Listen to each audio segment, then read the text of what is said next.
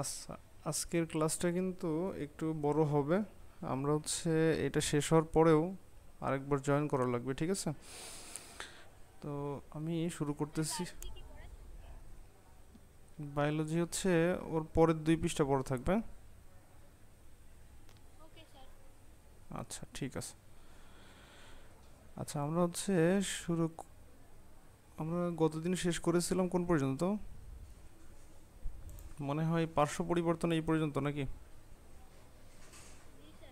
আচ্ছা, গতদিন আমাদের একটা ঝামেলা হয়েছিল। ঝামেলাটা হচ্ছে আমরা চিত্র আঁকাতে যে আঁকাতে আঁকাতে মনে করো যে আমাদের নেটওয়ার্ক আসলে স্টপ মানে আনস্টেবলের কারণে ঝামেলা হয়েছিল।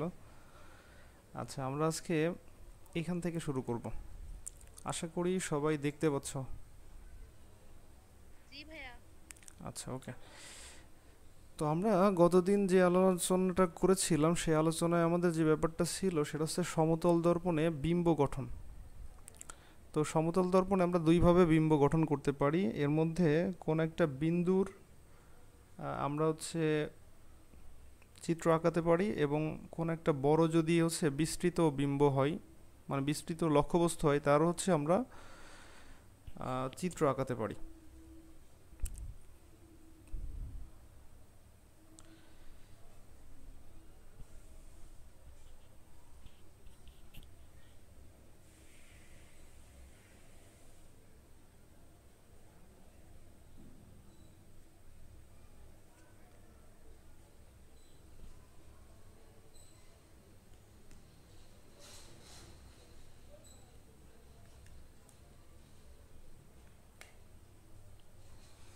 আচ্ছা, আমাকে শোনা যায়?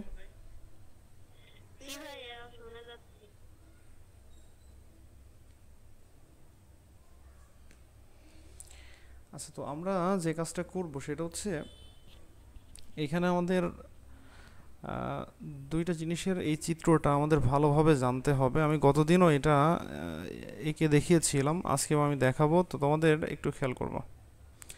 এখানে আমাদের প্রথম যে অপশনটা এখানে আমাদের দেখানো আছে সেটা হচ্ছে বিন্দুর লক্ষ্যবস্তু, মানে লক্ষ্যবস্তুটা যদি একবারে বিন্দু হয়, তার মানে এইখানে আমরা যদি চিন্তা করি এই যে যে ও বিন্দু, এইখানে একটা বিন্দু লক্ষ্যবস্তু আছে, এখানে একটা বিন্দু লক্ষ্যবস্তু আছে।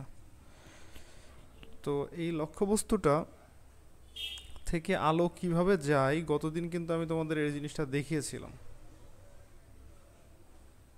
তো এইখানে আমরা এইভাবে বলতে পারি। আমি সাইডে একটু জাস্ট আঁকাই দিচ্ছি যাতে তোমাদের বুঝতে সুবিধা হয়। আচ্ছা, এইখানে আমাদের মনে করো যে একটা, এটা হচ্ছে আমাদের একটা সমতল দর্পণ, হ্যাঁ? আচ্ছা, এখন এই সমতল দর্পণে এইখানে মনে করো একটা বিন্দু আছে। এখন এই বিন্দু থেকে ফার্স্টে আলোক রশ্মিটা এই বরাবর যে পড়লো, এটা যে বরাবর পড়বে ওই বরাবরই কি হবে, ফিরে আসবে, এবং মনে হবে যে এখান থেকে আসছে বলে মনে হবে, এইখান থেকে মনে করো।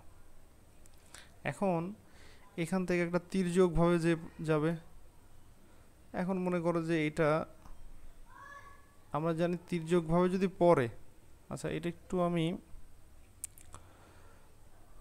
একটু বাঁকা করে দিই যাতে তোমাদের বুঝতে সুবিধা হয়। আচ্ছা, তো এইটা এই বরাবর মনে করো এসে পড়লো। এখন যেভাবে এসে পড়ছে এখানে আমরা জানি যে ওই সেই প্রতিফলনের যে সূত্র ছিল, যে কোণে পড়বে ঠিক সেই একই কোণে বের হয়ে যাবে এখান থেকে, হ্যাঁ? তো এই বরাবর চলে গেল। এখন এই দিক থেকে যদি কেউ তাকায় দেখে তাহলে কি হবে, তার কাছে মনে হবে এইটাকে বর্ধিত করলে মনে হবে যে এখান থেকে আসছে বলে মনে হবে, এরকম একটা ঘটনা সে দেখতে পাবে। তার অর্থ হচ্ছে এইখানে আমাদের একটা বিন্দু ছিল, এই বিন্দুর একটা চিত্র এইখানে দেখবে। কে দেখবে? এখানে যে দেখতেছে আসলে যে দর্শক, সেটা সে এইখান থেকে দেখতেছে। এখান থেকে তাকালে তার কাছে এই জিনিসটাই আয়নার মধ্যে এইখানে মানে সে দেখতে পাবে। আচ্ছা, এখন আমি যদি এই চিত্রের কথা বলি, এই চিত্রটা আর এই চিত্রটা কিন্তু একই জিনিস। কি হয়েছে, এখান থেকে আমাদের একটা বিন্দু ছিল, এখান থেকে আলোটা গেছে আবার ফিরে আসছে, এটাকে বর্ধিত করলে এই পর্যন্ত পাওয়া গেছে, তারপরে এই বরাবর একটা আলো রশ্মি এর উপর এসে পড়ছে। ওই সেম ঘটনা, আই আর আর সমান, মানে আপতন কোণ এবং প্রতিফলন কোণটা সমান, এই দুটো সমান, এবং এই রশ্মিটা এই বরাবর চলে গেছে। এবং এটাকে যদি বর্ধিত করি তাহলে এই বিন্দুতে মিলিত হবে। ফলে আমরা এইটা যদি আমাদের এ বিন্দু হয়, এর একটা অবাস্তব প্রতিবিম্ব এইখানে পাওয়া যাবে। তো এই জিনিসটাই আমরা কিন্তু গতদিন দেখেছিলাম, এটা হচ্ছে একটা বিন্দুর ক্ষেত্রে। আর এইখানে আমাদের যে জিনিসটা দেখানো আছে সেটা একটা বিস্তৃত বিম্বর, মানে বিস্তৃত লক্ষ্যবস্তুর ক্ষেত্রে। তো এই বিস্তৃত লক্ষ্যবস্তু মানে কি, এইটা হচ্ছে বিন্দু ছিল, আর এটা বিস্তৃত মানে হচ্ছে বড়, এরকম একটা লক্ষ্যবস্তুর ক্ষেত্রে। তাহলে বিন্দুর ক্ষেত্রেও আমরা বের করতে পারি, আবার লক্ষ্যবস্তুর ক্ষেত্রেও আমরা এই জিনিসটা আঁকাইতে পারি আর কি। তো এখন এইখানে কিন্তু সেই জিনিসটা দেওয়া আছে। তো কিভাবে আমি এটা বুঝতেছি একটু খেয়াল করো। ফার্স্টে আমি এই পাশে একটু এঁকে দেখাচ্ছি যাতে তোমাদের বুঝতে সুবিধা হয়। সেম ওয়েতে আমরা এখানে একটা দর্পণ নিয়ে নিলাম, এই দর্পণের সামনে একটা বস্তু আছে মনে করে এরকম। তো এই ক্ষেত্রে কি হচ্ছে, আমরা যদি বলি যে এইখান থেকে একটা বিন্দু আছে, মানে এইখানে একটা বিন্দু আর একদম লাস্টে একটা বিন্দু। তো আমি এখানে যেমন একটা বিন্দুর জন্য আঁকছিলাম, এইখানে দুইটা বিন্দুর জন্য আঁকবো। তো এইখান থেকে এই বরাবর পড়বে, আবার এই জিনিসটা সেম ওয়েতে ব্যাক করবে, এটাকে বর্ধিত করলে মনে হবে এইখান থেকে আসছে বলে মনে হবে। এখন যদি ঘটনাটা এরকম ঘটে, আর একটু বড় করে দিই, মনে করো যে আমাদের চোখ আছে এইখানে, তাহলে এই আলোক রশ্মিটা থেকে এইখানে যে পড়বে এই চোখে চলে যাবে। চোখ যদি দেখে তখন কি করবে, চোখ কিন্তু এইখান থেকে দেখবে, তার কাছে মনে হবে এই বিন্দুটাই এইখানে আছে।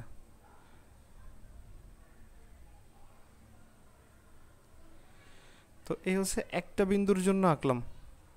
সেম ওয়েতে যদি আমি আরেকটাও আঁকি, সেটা হচ্ছে এরকম হবে, এই বরাবর এসে পড়লো, সেম ওয়েতে এটা ব্যাক করলো। এই দিক দিয়ে যদি আমি চোখের এই পর্যন্ত নিয়ে যাই, যদিও একটু ভুল করে ফেলেছি, এটা হবে না।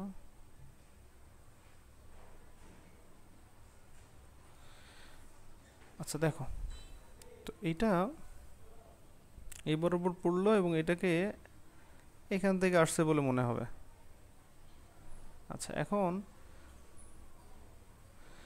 এইটা যদি আমাদের চোখে যেতে চায় তাহলে তির্যকভাবে এইভাবে পড়বে, পড়ার পরে ওই চোখের ওইখানে চলে যাবে। তাহলে এটা এই বরাবর গেল, আবার এই বরাবর চলে গেছে। চোখ যদি তাকাই তাহলে এটা কিন্তু এখান থেকে আসছে বলে মনে হবে। তার মানে চোখের কাছে কিন্তু ও সরাসরি দেখবে, তখন কিন্তু এই বস্তুটাই এইখানে একটা আয়নার ভেতরে অবাস্তব একটা চিত্র তৈরি করবে। এখন যদি এইখানে একটা ছোট মানুষ দাঁড়ায় থাকে, সেম ওয়েতে সেটাই এর মধ্যে দেখা যাবে। যদি এখানে কোনো একটা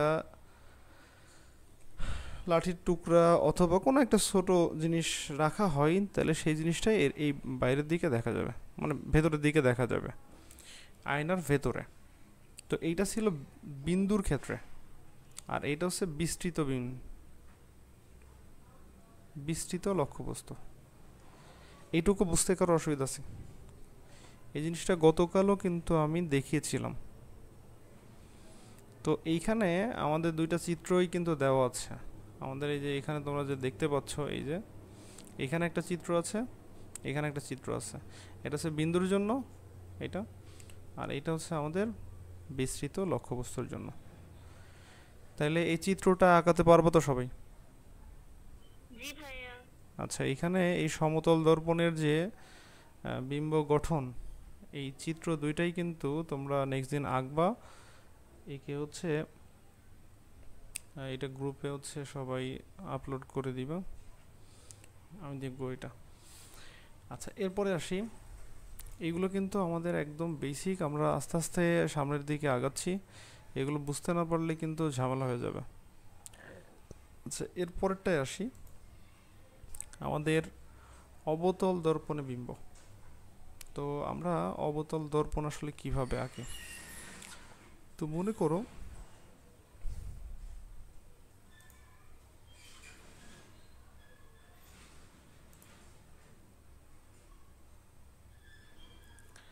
আচ্ছা, এইখান থেকে আমরা একটা সরি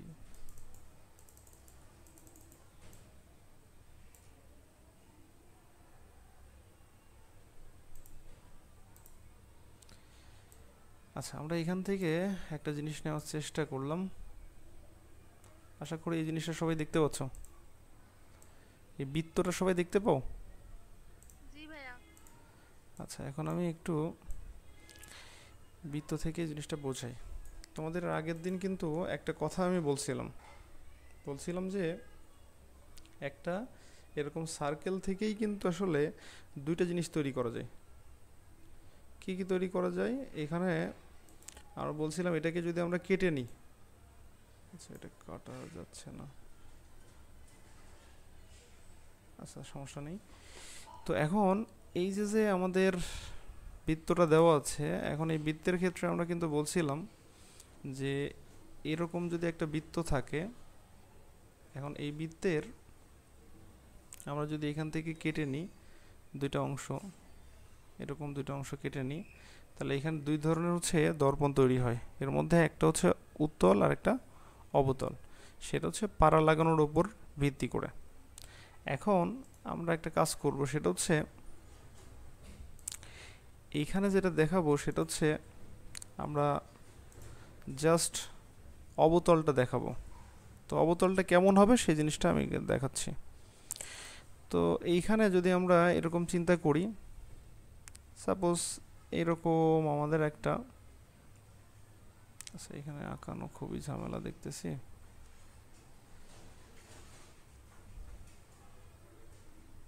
এটা বইয়ের মতো না, মানে বোর্ডের মতো না, আঁকানো একটু ঝামেলা। আচ্ছা, তো এইটা হচ্ছে আমাদের এরকম আছে। তো এখন আমি যদি এই পাশে পাড়া লাগাই দিই, স্নেহা বলো তো এইটা হচ্ছে আমাদের কি দর্পণ হবে?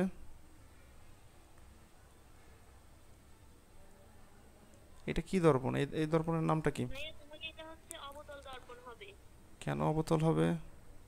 কারণ ভাইয়া পাড়া তো হচ্ছে বাইরে লাগানো, আর বাইরে তো উত্তল হয় সেজন্য।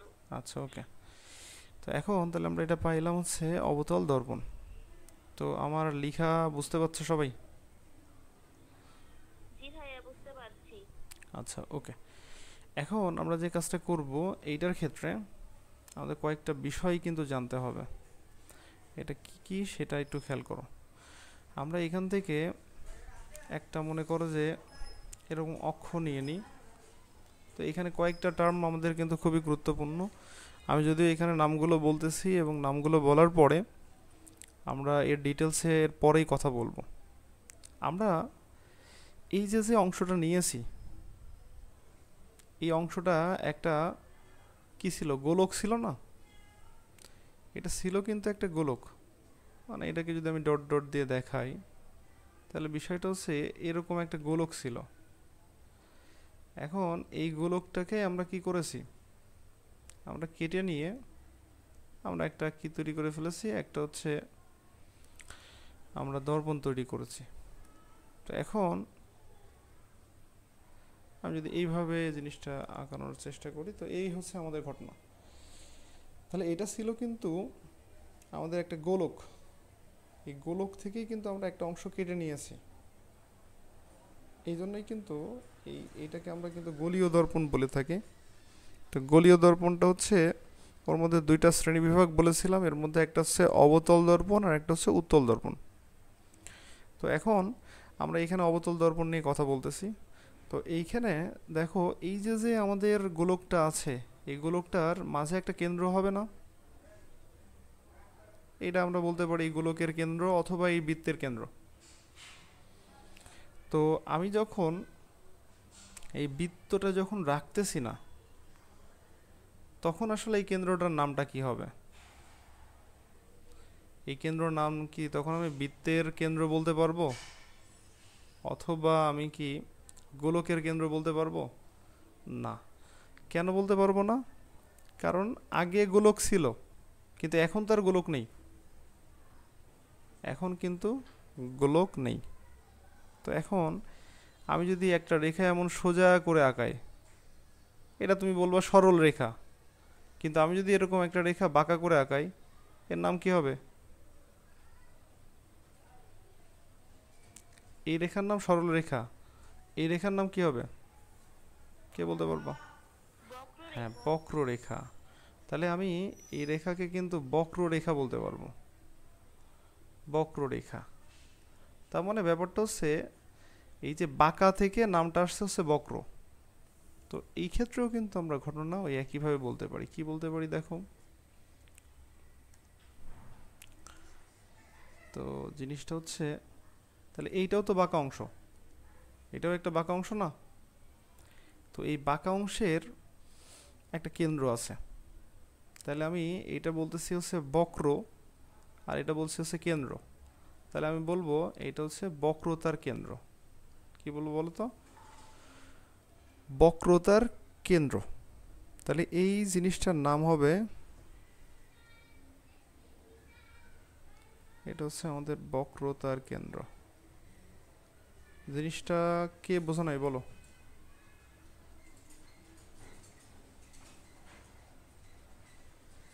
এই বক্রতার কেন্দ্রটা বোঝা নাই কে? সবাই আচ্ছা ভাইয়া, এই বক্রতার কেন্দ্র দিয়ে আমাদের কাজটা কি? আচ্ছা, আমরা আসতেছি, আমাদের এইগুলা লাগবে। আমরা জাস্ট আপাতত একটু এই জিনিসগুলো দেখি, কি কি বলতেছি এগুলো আগে টার্মগুলো দেখো। মানে অনেক সময় আমরা সামনে যে কোনো একটা বস্তু রাখবো, রাখার পরে এই বস্তুটা কোথায় তৈরি হবে, এইসব বিষয়গুলো জানতে হলে আমাদের এই কোনটা কেন্দ্র, কোনটা ফোকাস, এই জিনিসগুলো আমাদের সম্পর্কে জানা লাগবে। তো এই জন্য আমি এখানে কথাগুলো বলতেছি আর কি। তো দেখো, তাহলে আমি প্রথমে বললাম এটা হচ্ছে আমাদের একটা আয়না, আয়না বা দর্পণ। তো আয়নাকে আমরা মিরর দিয়ে বলি, তো আমরা অনেক সময় এটাকে এম বলি, আর এটাকে এম ড্যাশ বলি। কেন এম এম ড্যাশ বললাম? কারণ এমতে মিরর বোঝাই, মিরর বা আয়না। আয়নার এটা একটা অংশ, এটা একটা অংশ। তো আমরা মাঝখান দিয়ে একটা আয়নাটাকে কিন্তু দুইটা ভাগে ভাগ করে ফেলেছি। এই মাঝখান দিয়ে যে অংশটা দিয়ে ভাগ করেছি, এই ভাগ করার এই বিন্দুটাকে, একদম মাঝের যে বিন্দু, এই বিন্দুটার নাম হচ্ছে মেরু। কি বলা হয়? মেরু। এটাকে অনেক সময় আমরা ইংরেজিতে বলি হচ্ছে পোল বা মেরু। তো এখন খেয়াল করো, এই যে বক্রতার কেন্দ্র এবং এই যে মেরু, এই গামী যে সরল রেখাটা, এই সরলরেখার নাম হচ্ছে প্রধান অক্ষ। এটার নাম কি? প্রধান অক্ষ। এই প্রধান অক্ষ বা এটাকে আমরা প্রিন্সিপাল অ্যাক্সিস বলে থাকি। আচ্ছা, এখন প্রধান অক্ষ যেহেতু আছে, তাহলে এখানে কিন্তু গৌণ অক্ষও থাকবে। তাহলে গৌণ অক্ষটা কেমন হবে জিনিসটা একটু দেখাই। আমরা যদি কোনো একটা মনে করো যে রেখা এই দুইটা দিয়ে না যায়, মনে করো প্রধান এই বক্রতার কেন্দ্র দিয়ে গেছে, কিন্তু মানে মেরু দিয়ে যায়নি, মানে মূলত এইটা বাদে, এটা বাদে যত রেখা হবে সব রেখাই হচ্ছে আমরা বলবো গৌণ অক্ষ। ওকে, সবাই কি বুঝতে পারলো জিনিসটা? মনে করো ভাইয়া যে, একটু আঁকায় দেখাবেন? আচ্ছা আমি এখানে,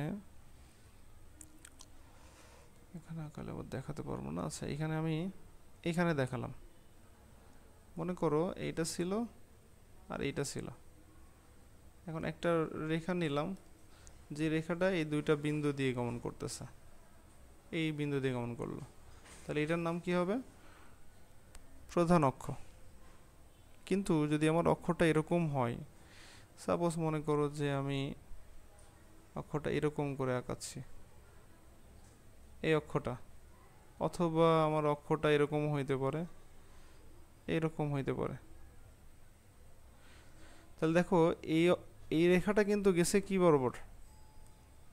এটা কিন্তু গেছে হচ্ছে এই যে বক্রতার কেন্দ্র দিয়ে গেছে, বক্রতার কেন্দ্র দিয়ে। কিন্তু এই রেখাটা কিন্তু আর বক্রতার কেন্দ্র দিয়ে যায়নি, এটা মেরু দিয়ে গেছে। তাহলে এইটাও কিন্তু আমাদের প্রধান অক্ষ হবে না, আবার এটাও আমাদের প্রধান অক্ষ হবে না। প্রধান অক্ষ হবে কোনটা? মাঝখানেরটা। কেন? কারণ এটা দুইটা বিন্দু দিয়ে গেছে, এই দুইটা বিন্দু দিয়েই গমন যেটা করবে সেটাকে আমরা বলবো প্রধান অক্ষ। তার মানে এইটা হচ্ছে আমাদের প্রধান অক্ষ, আর আমরা এখানে গৌণ অক্ষ দেখাইনি। ওকে, আশা করি সবাই বুঝতে পেরেছো। মানে বক্রতার কেন্দ্র এবং মেরু বাদে যদি অন্য কোনো পথ দিয়ে গমন করে তখন সেটাকে আমরা গৌণ অক্ষ বলে থাকি। আচ্ছা, এবার আমরা আসি, দেখো এখানে আমাদের আরেকটা টার্ম আছে, সেটা হচ্ছে এই বক্রতার কেন্দ্র এবং এই যে মেরু, এর ঠিক মাঝের একটা বিন্দু, এই বিন্দুটাকে আমরা বলবো, এই বিন্দুটার নাম হচ্ছে প্রধান ফোকাস। এখন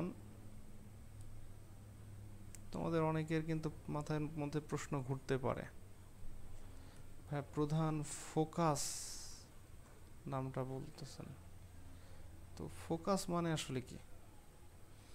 অনেক সময় আমরা ছবি তোলার সময় আমরা বলি যে ফোকাস করে নিতে হবে, আবার অনেক সময় আমরা বলি আমরা মানে কোনো কিছুতে ফোকাস করো বা এরকম টাইপের জিনিস আমরা বলে থাকি। তো ফোকাস মানে কিন্তু একটা বিন্দুকে কেন্দ্র করা। যেমন আমরা মোবাইলে যখন ছবি তুলি তখন ফোকাস করলে কোনো একটা অবজেক্টকে আমরা কেন্দ্র করলাম, ওইটা ভালো দেখা যাবে আর বাকি ব্যাকগ্রাউন্ডটা ব্লার দেখা যাবে। তো এরকম একটা ঘটনা কিন্তু আমাদের ফোকাসের ব্যাপারটা আমরা ব্যবহার করি বা ফোকাস শব্দটা ব্যবহার করে থাকি। তো এইখানে তাহলে কি ব্যাপারটা কি? এইখানেও ব্যাপারটা ওই একই রকম। যখন মনে করো এরকম একটা দর্পণ আছে, আর আলোক রশ্মিগুলো মনে করো কি হলো, একটা প্রধান অক্ষ, প্রধান অক্ষের এরকম সমান্তরাল রশ্মিগুলো যে এই বরাবর চলে আসলো, এইটা যে এই বরাবর চলে আসলো, আবার আমি যদি এই পাশ দিয়ে কোনো একটা আলোক রশ্মি ফেলি তাহলে সে কিন্তু আবার এই বরাবর চলে যাবে। তার মানে সব রশ্মিগুলো যে বিন্দুতে সে মিলিত হবে, মানে এই সব রশ্মিগুলো এই বরাবর যাবে, যে যে পথ দিয়ে গমন করবে এইগুলো সবাই একই বিন্দুতে যাবে। এই যে বিন্দুতে যাবে সেটাকে আমরা বলতেছি ফোকাস। তখন সবগুলো আলোক রশ্মি এসে এই বিন্দুতে মিলিত হচ্ছে বিধায় ওই বিন্দুটাকে আমরা বলছি ফোকাস। ওকে, তো এখন এখানে যদি আমরা এরকম বলতে চাই যে ফোকাসের ব্যাপারটা আমরা কিন্তু তাহলে বললাম, আমরা আস্তে আস্তে আরও এই ব্যাপারগুলো আসবে। তো এখানে এই যে যে টার্মগুলো বললাম, এই টার্মগুলো সবাইকে ক্লিয়ার? কারো অসুবিধা হলে বলো। আচ্ছা, তাহলে আমরা এই যে টার্মগুলো বললাম এই টার্মের মধ্যে দেখো আমাদের এখানে আরেকটা বিষয় আছে, এই প্রধান ফোকাস এবং এই যে মেরু, এইখানে আমরা একটা যদি তল চিন্তা করি, এইখানে মনে করো আমাদের একটা তল আছে এই অংশটুকুর মধ্যে, এই তলটাকে আমরা বলবো ফোকাস তল। এই তলের নাম কি হবে? ফোকাস তল। ফোকাস তল। আচ্ছা, এবার আমি সবগুলো জিনিস আর একবার বলতেছি। দেখো আমরা একটা দর্পণ নিলাম, এই দর্পণ ঠিক মাঝের যে বিন্দু এটাকে বলা হয় মেরু, এবং এই যে যে দর্পণটা নিয়েছি সেটা যে গোলকের অংশ সেই গোলকের কেন্দ্রকে বলা হয় হচ্ছে বক্রতার কেন্দ্র। তাহলে এইটা হচ্ছে সেই বক্রতার কেন্দ্র। আচ্ছা, তারপরে আমরা এই বক্রতার কেন্দ্র এবং মেরুগামী যে রেখাটা, এটাকে আমরা বললাম হচ্ছে প্রধান অক্ষ। বক্রতার কেন্দ্র এবং মেরুর মাঝের যে বিন্দু, এটাকে বলা হয় প্রধান ফোকাস। তারপরে আমরা বললাম প্রধান ফোকাস এবং মেরু এর মধ্যে যে তলটা কল্পনা করা হয়, সেটাকে আমরা বলে থাকি ফোকাস তল। এবং এখানে একটা কথা কিন্তু মাথায় রাখবা, এই তলটা কিন্তু সবসময় উপরের দিক বরাবর হয়, এই বরাবর হয়, এই বরাবর হয়। এখন তুমি দেখো এইদিকে প্রধান অক্ষটা কোন বরাবর আছে, এই বরাবর। তাহলে প্রধান অক্ষ এবং এই তল এর মধ্যবর্তী কোণ কত ডিগ্রি বলতে পারবো? 180 ডিগ্রি। 180 ডিগ্রি কিভাবে হলো? মানে ভাই এটা তো একদম সমতলে আছে সেজন্য।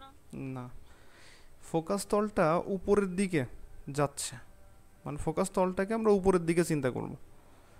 তাহলে উপরের দিকে যদি হয়, তাহলে ওর সাথে এই প্রধান অক্ষটা একটা উপরের দিকে যাচ্ছে আর একটা এই বরাবর যাচ্ছে। তার মানে একটা হচ্ছে উপরের দিকে যাচ্ছে আর একটা হচ্ছে এই বরাবর যাচ্ছে। তাহলে এই দুইটার মধ্যবর্তী কোণ কিন্তু 90 ডিগ্রি। প্রশ্নটা কিন্তু আসে, অনেকেই কিন্তু ভুল করে ফেলে, এই জিনিসটা একটু মাথায় রাখবা। তাহলে ফোকাস তল এবং প্রধান অক্ষ এদের মধ্যবর্তী কোণটা হবে 90 ডিগ্রি। আশা করি সবাই বুঝতে পেরেছো। কারো কি অসুবিধা আছে এখানে? কারো কি অসুবিধা আছে? আচ্ছা, ওকে। তো এবার আমরা আসি, দেখো আমরা এটা একটু মুছে দিলাম। আমি এই জিনিসগুলো হচ্ছে পরেও কিন্তু এইগুলো আসবে, সংজ্ঞা টঙ্গাগুলো আছে, কিন্তু আমি এখানে যে জিনিসটা দেখাবো সেটা হচ্ছে এই যে এত সময় আমরা আলোচনা করলাম, এটা আমাদের একটা জিনিস শেখানোর জন্য। তাহলে অবতল দর্পণে বিম্বগুলো কেমন হবে? আমি মনে করো যে সাপোজ এরকম করে একটা অবতল দর্পণ আঁকানোর চেষ্টা করলাম। তো সেটা যদিও আমরা এখানে কিন্তু অনেকগুলো চিত্র হয়, সেই চিত্রগুলো পরে দেখব, কিন্তু এখানে জাস্ট আমরা আঁকানোর বেসিক নিয়মটা দেখতেছি। তো এখন মনে করো এখান থেকে আমি একটা অক্ষ নিয়ে নিলাম, এই বরাবর একটা অক্ষ নিয়ে নিলাম। এখন দেখো এখানে যে ব্যাপারটা ঘটতেছে, এর মধ্যে এই যে বিন্দুটা, এই বিন্দুটাকে আমরা কি বলতেছি বলো তো? মেরু। এটাকে মেরু বলতেছি। এইটা দিয়ে যে বৃত্ত আঁকালে এর যে কেন্দ্র হবে, এটাকে বলবো বক্রতার কেন্দ্র। আচ্ছা, এবার এই মাঝের বিন্দুটা প্রধান ফোকাস। আচ্ছা, এবার আমি মনে করো যে এর বাইরে যে অংশটা আছে, মানে এই পাশে যে অংশটা আছে, আমরা মনে করতেছি এগুলো আমরা দেখতে পাচ্ছি না, এটা অসীম। তো এখন তো অসীম ব্যাপারটা সম্পর্কে একটু বলে দিই। দেখো মনে করো যে যাদের চোখটা ভালো আছে, তারা যে পর্যন্ত দেখতে পায় সেটা হচ্ছে সসীম, কিন্তু তার বাইরের যে অংশটা সেটাকে আমরা বলবো অসীম। তারপর আমরা যে পর্যন্ত দেখতে পাচ্ছি সেটা হচ্ছে সসীম অবস্থা, তার পরের অংশটা হচ্ছে অসীম। তার মানে অসীমের অংশটা আমরা ভালোভাবে দেখতে পাই না, ওটা সম্পর্কে আমাদের আইডিয়া করাটা আমাদের জন্য কষ্টকর, ঠিক আছে? আচ্ছা, এখন আমি মনে করো যে কোনো একটা বস্তুকে এখানে রাখলাম, সাপোজ মনে করো এখানে আমি রাখলাম। তো এইটা হচ্ছে একটা লক্ষ্য বস্তু। এখন এর চিত্রটা আঁকাতে হবে। তো চিত্রটা আমি কেমনে আঁকাবো? তো ফার্স্টে আমরা এই বরাবর একটা রশ্মি পাঠিয়ে দিই। যদিও এইগুলো সব নিয়ম কিন্তু আসবে, অনেকেই ভাবতে পারে যে ভাই এখনই কি শেখাচ্ছে। আমি জাস্ট হচ্ছে চিত্রটা কেমন হয় সেই জিনিসটা একটু দেখানোর চেষ্টা করতেছি। তো এইটাকে এই বরাবর মনে করো যে এই প্রধান ফোকাস দিয়ে চলে আসবে এই বরাবর।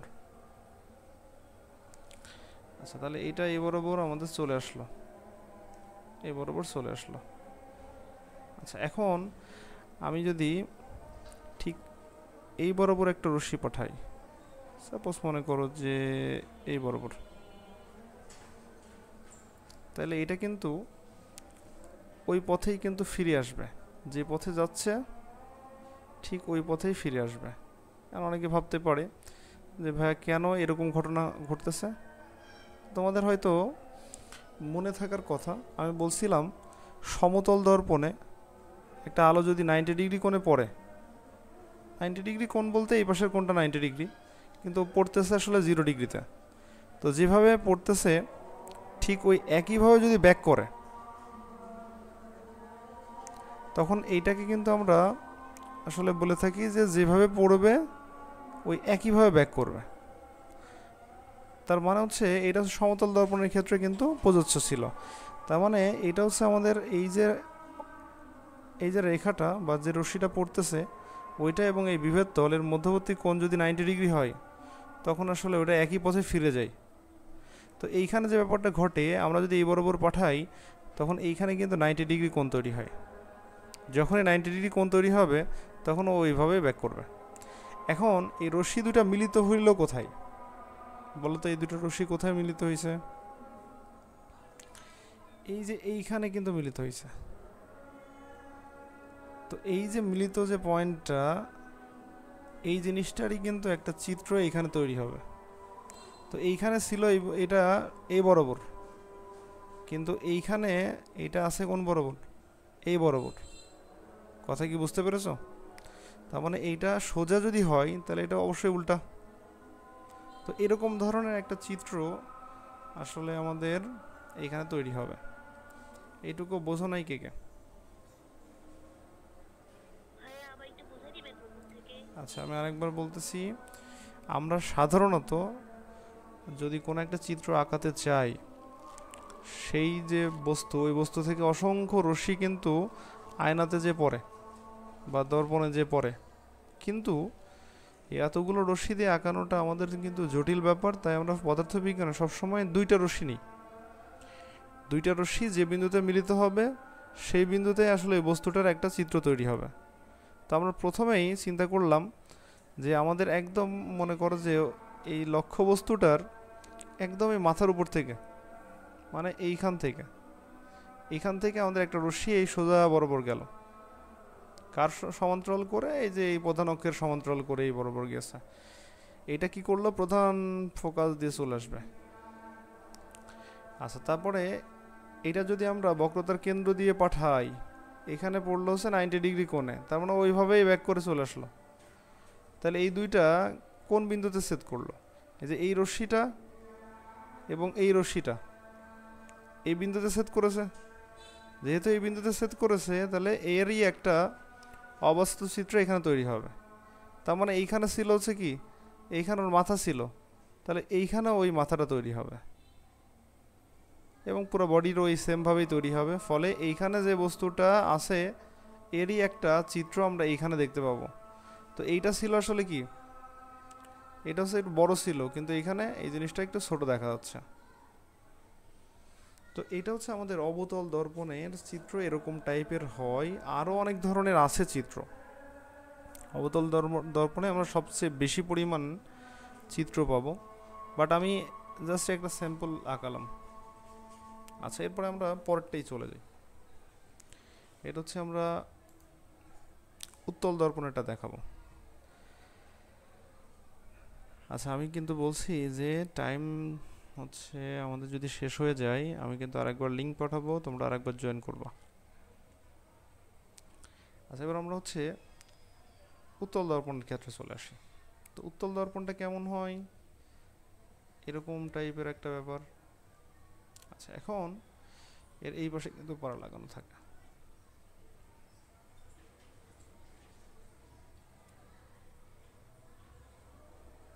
তো এইটা হচ্ছে আমাদের একটা উত্তল দর্পণ। কারণ এইখানে যদি আমি একটা প্রধান অক্ষ আঁকাতে চাই এই বরাবর করে, এটা হইল। এখন এখানে একটা বিষয় খেয়াল করো। সাপোজ মনে করো আমি এখানে একটা লক্ষ্যবস্তু নিলাম। সাপোজ মনে করো এইখানে এরকম একটা লক্ষ্যবস্তু নিলাম। এটা হচ্ছে লক্ষ্যবস্তু বা একটা অবজেক্ট, বা এখানে নিজেই আমি দাঁড়াইছি। তো এই হচ্ছে একটা ব্যাপার। তো এখন এর চিত্রটা আমরা কি করতে পারবো? তো এই চিত্রের ক্ষেত্রে আমরা অবশ্যই দেখব যে দেখো, এখানে যদি আমি তোমাকে প্রধান ফোকাস বক্রতার কেন্দ্রগুলো বলতে বলি, তাহলে কি তোমরা বলতে পারবো? জি ভাইয়া। এটা কিন্তু তৈরি হবে এই পাশে না, এই পাশে তৈরি হবে। কেন? কারণ এইটা দিয়ে একটা বৃত্ত যদি আমি তৈরি করি, তাহলে সেই বৃত্তের কিন্তু কেন্দ্র এই পাশেই পড়বে। তাহলে বৃত্তের যে কেন্দ্র, এটাকে আমরা বলবো বক্রতার কেন্দ্র। আর এইখানে যে হচ্ছে মাঝের যে বিন্দুটা, এটাকে আমরা বলবো প্রধান ফোকাস। তো এখন এখান থেকে যে রশ্মিটা এই বরাবর এসে পড়বে, মনে করো যে এই বরাবর এসে পড়লো, তাহলে এটা কি করবে? এই বরাবর চলে যাবে।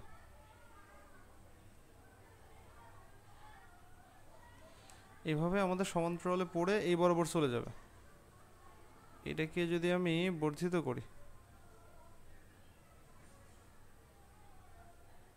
এই বরাবর এখান থেকে আসছে বলে মনে হবে। এখন চিত্রটা মনে করো এইখান থেকে কেউ একজন দেখতেছে। হুম, তো এখন সেম ওয়েতে এখান থেকেও কিন্তু একটা রশ্মি, সরি আমি একটু ভুল আঁকাইছি, এখানে যে ব্যাপারটা ঘটেছে খেয়াল করো সবাই। এখান থেকে আমাদের এটা হচ্ছে প্রধান ফোকাস থেকে আসছে বলে মনে হবে। হ্যাঁ, ওখানে না। তো এখান থেকে কেউ যদি তাকায় সোজাসুজি এরকম আসবে। হ্যাঁ, যদি আমার এখানে আঁকানোটা একটু এলোমেলো হইতে পারে, কারণ এখানে যেহেতু আঁকাচ্ছি, এখন এইগুলো তুমি যখন স্কেল বা হচ্ছে এই সবগুলো দিয়ে আঁকাবো তখন একদম কারেক্ট হবে। আচ্ছা, এখন এখান থেকে আরেকটা রশ্মি, যেহেতু একটা রশ্মি আমি আঁকাইছি, আর আরেকটা রশ্মি কী হবে? এই বরাবর চলে গেল। কোন বরাবর? এটা মনে করো যে বক্রতার কেন্দ্র বরাবর। এখন বক্রতার কেন্দ্র বরাবর মনে করো গেল, যেভাবে গিয়েছে সে একইভাবে মনে করো ব্যাক করলো। এখন বিষয়টা কেমন হইল? এই বিন্দুতে এসে মিলিত হয়েছে, তার মানে এই বিন্দুতে একটা কি তৈরি হবে? একটা বিম্ব তৈরি হবে। তার মানে আমাদের এইখানে যেটা ছিল এইটারই একটা ছোট আকারের বিম্ব এখানে পাওয়া যাবে, এবং এটা সর্বদাই ছোট হবে। তো এটা ছিল হচ্ছে আমাদের উত্তল দর্পণের বিম্ব গঠন। আমরা এইগুলো বারবার করে আঁকাবো, এইগুলো নিয়ে আসলে খুব বেশি টেনশন করার দরকার নেই। এগুলো আমাদের বারবার করে আঁকাতে হবে এবং আঁকাতে আঁকাতে আমরা অভ্যস্ত হয়ে যাব। এখন প্রশ্ন হচ্ছে যে ভাইয়া কোন দিক দিয়ে কোন রশ্মি যাচ্ছে, আমি তো এটা বুঝতে পারছি না। তো আমাদের এই রশ্মির চিত্র আঁকানোর নিয়ম আছে, নিয়মগুলো আমরা সামনে পড়তেছি। আচ্ছা, ওকে, আমরা পরের স্লাইডে যাই। তো দেখো, আচ্ছা এই কয়েকটা ঘটনা আমি একটু পরে বোঝাচ্ছি, আমি আগে ওইদিকে চলে যাই। আচ্ছা, এইখানে দেখো, এই যে বিষয়টা, এটা কিন্তু অলরেডি আমি আলোচনা করে দিয়েছি। এখানে কি কি আছে? মেরু বা পোল, আমরা অলরেডি এটা কিন্তু দেখেছি। এখানে বলতেছে গোলীয় দর্পণের প্রতিফলক পৃষ্ঠের এই যে ঠিক মধ্য বিন্দুকে কি বলা হয়? মেরু বলা হয়। সেময়েতে বক্রতার কেন্দ্র গোলীয় দর্পণের যে গোলকের অংশ, সেই গোলকের যে কেন্দ্র, সেই কেন্দ্রকেই কি বলবো? বক্রতার কেন্দ্র। তারপরে আমাদের পরেরটা কি আছে? বক্রতার ব্যাসার্ধ। আচ্ছা, এখানে বক্রতার কেন্দ্র যদি আমি জেনে যাই, তাহলে বক্রতার ব্যাসার্ধ জানাও তো খুব বেশি আমাদের ঝামেলা না। দেখো, আমি যদি একটা বৃত্ত যদি চিন্তা করি, এটা মনে করো একটা বৃত্ত। এখানে এই বৃত্তের আমি যদি বলি এটা কেন্দ্র, তাহলে তুমি তো অবশ্যই এর ব্যাসার্ধ বলতে পারবা, কারণ এইখান থেকে এই পর্যন্ত যে দূরত্ব, এটাই হচ্ছে আমাদের ব্যাসার্ধ।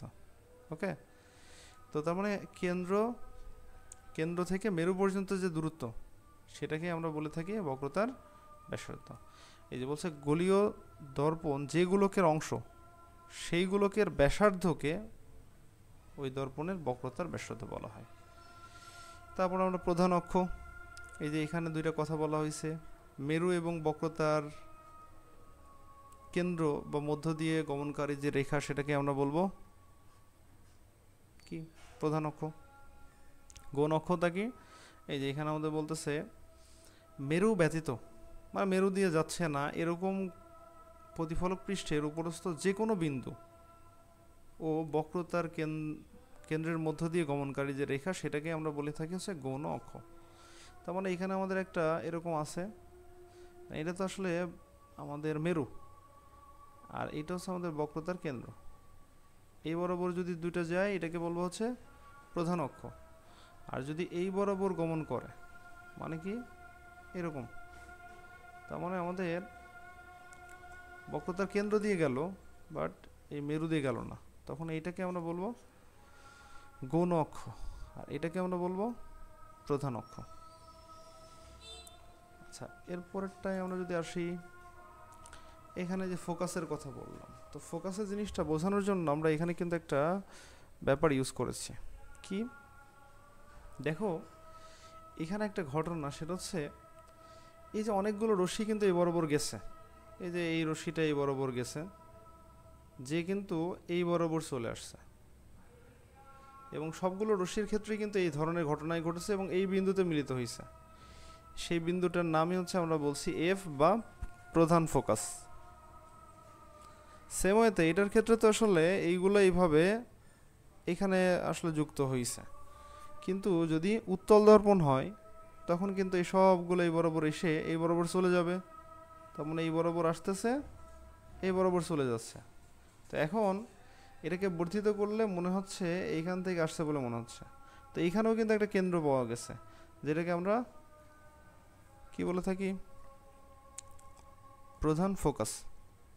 এখন তুমি দেখো আমাদের সংজ্ঞার মধ্যেও এই কথাটা বলা হয়েছে, এই যে বা এর আগ পর্যন্ত কিন্তু আমাদের বলা হয়েছে কার মতো, অবতল দর্পণের মতো। তো অবতল দর্পণের সাথে আমরা এটা মিলাইনি। গোলীয় দর্পণে আপতিত প্রধান অক্ষের নিকটবর্তী সমান্তরাল রশ্মিগুচ্ছ প্রতিফলনের পর প্রধান অক্ষের ওপর যে বিন্দুতে মিলিত হয়, মানে কি এই যে আমাদের এটা ছিল প্রধান অক্ষ, অন্য একটা কালি দিয়ে দেখাই, এটা ছিল আমাদের প্রধান অক্ষ। এখন এটা ছিল আমাদের প্রধান অক্ষ, আর এই প্রধান অক্ষ বাদে এর আশেপাশে যে সমান্তরাল রশ্মিগুচ্ছ প্রতিফলনের পরে প্রধান অক্ষের যে বিন্দু দিয়ে গেছে বা যে বিন্দুতে মিলিত হয়েছে, এই যে এই বিন্দুতে মিলিত হয়েছে, এই মিলিত বিন্দুকে আমরা প্রধান ফোকাস বলতে পারি। এটা কোন দর্পণের ক্ষেত্রে? অবতল দর্পণের ক্ষেত্রে। কিন্তু উত্তল দর্পণের ক্ষেত্রে কি হয়, এই যে এই বিন্দু থেকে আসছে বলে মনে হওয়া, এটাকে আমরা অপসৃত হওয়া বলি। তো এখান থেকে আসছে বলে মনে হচ্ছে, এই যে সেই বলছে যে বিন্দু থেকে অপসৃত হয় বলে মনে হয় তাকে আমরা বলে থাকি প্রধান ফোকাস। এখন কেউ যদি এটার উপর বেস করে সংজ্ঞা দেয় হবে, আবার যদি এটার উপর বেস করে সংজ্ঞা দেয় হবে, আবার দুইটার উপর বেস করে সংজ্ঞা দিলেও কিন্তু হবে। তার মানে তুমি যে কোনো একটার উপর বেস করে তুমি কিন্তু সংজ্ঞা দিতে পারো। তারপরে আমাদের পরের স্লাইডে আছে ফোকাস দূরত্ব, যেটা অলরেডি বুঝাইছি। গোলীয় দর্পণের মেরু থেকে প্রধান ফোকাস পর্যন্ত দূরত্বকে আমরা বলে থাকি ফোকাস দূরত্ব। ফোকাস দূরত্বকে এফ দ্বারা প্রকাশ করা হবে। আর ফোকাস তলে যে ব্যাপারটা আমরা এখানে বলছি, গোলীয় দর্পণের প্রধান ফোকাসের মধ্য দিয়ে প্রধান অক্ষের সাথে লম্বভাবে যে সমতল কল্পনা করা হয়, এই যে এখানে লম্ব কথাটা কিন্তু ইউজ করেছে। তো এখানে এই যে লম্ব কথাটা ইউজ করেছে মানেই কিন্তু 90 ডিগ্রি কথাটা মনে রাখবা। যে সমতল কল্পনা করা হয় তাকে আমরা কি বলে থাকি ফোকাস তল। তো আমি অলরেডি এই জিনিসগুলো কিন্তু বলেছি। তো তোমাদের কাজ হচ্ছে তোমরা আরেকবার জয়েন করো, আমাদের টাইমটা প্রায় শেষের দিকে চলে গেছে। আমি আরেকবার লিঙ্ক দিব গ্রুপে, তোমরা একটু আরেকবার জয়েন হবে।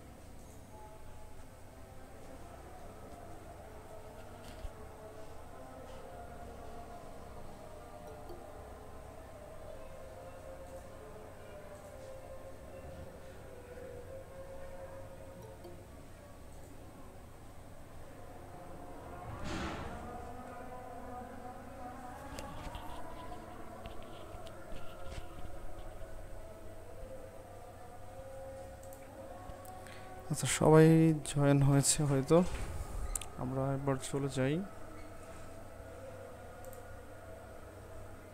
অ্যাকাউন্টটা রানিং আছে, সমস্যা নেই। স্ক্রিনটা শেয়ার করি।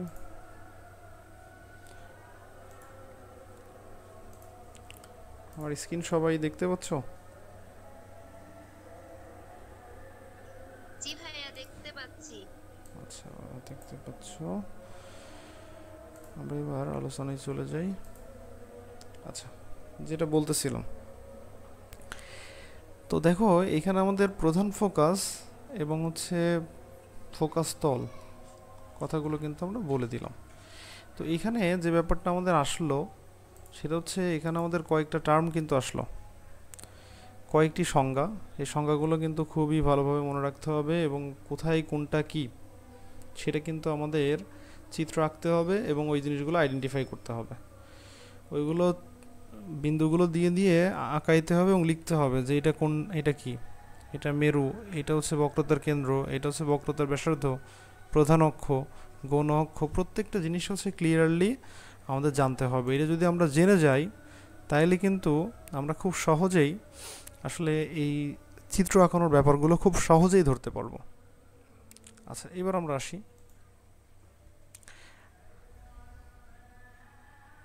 কিছু দেখা যায় না?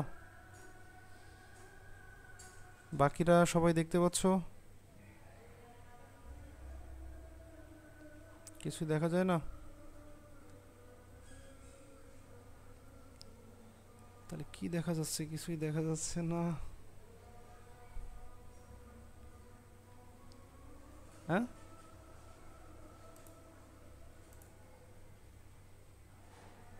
বুঝি নাই। ও আচ্ছা আচ্ছা।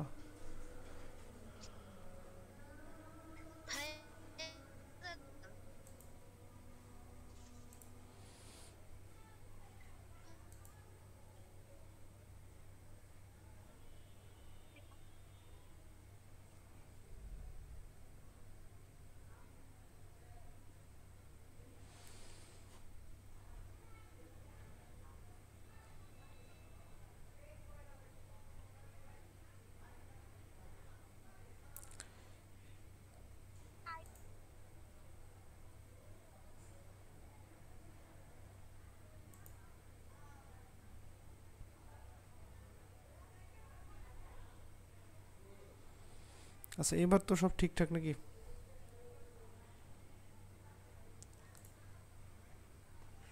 এবার দেখতে পাচ্ছ জি সব কিছু? ভাইয়া। আচ্ছা, আমার নেটে মাঝে মাঝে আসলে একটু স্টেবল দেয়, আগে এমন সমস্যা হচ্ছিল না, কিন্তু এখন বর্তমানে দেখতেছি এই ধরনের ঝামেলা হচ্ছে। এর আগে না এইভাবে সমস্যা হচ্ছে কিনা জানি না। আচ্ছা, এবার আমরা আসি। তো সবাই একটু খেয়াল করবা, আমাদের আহ, এই যে যে আমরা চিত্রগুলো আঁকাইলাম, এই চিত্রগুলো আঁকানোর আসলে কিছু নিয়ম আছে। এই নিয়মগুলোর মধ্যে আমরা মূলত 4টা নিয়মের কথা বলি। আমাদের বইতে 3টা থাকে, বাট আমরা টোটাল নিয়ম হচ্ছে 4টা। তো এর মধ্যে একটা নিয়ম আমরা ব্যবহার করি না। আসলে কেন করি না এর ব্যাখ্যাটা আমি দিচ্ছি। তো এখানে আমাদের 2টা স্লাইড মিলে আমাদের 3টা নিয়মের কথা বলা হয়েছে। তো এই 3টা নিয়ম বাদে আমাদের একটা নিয়ম আছে, তো সেই নিয়মটা সহ আমি এখানে তোমাদের বলতেছি। তো ফার্স্টে মনে করো, সবাই কি আমার স্ক্রিন দেখতে পাচ্ছ তো?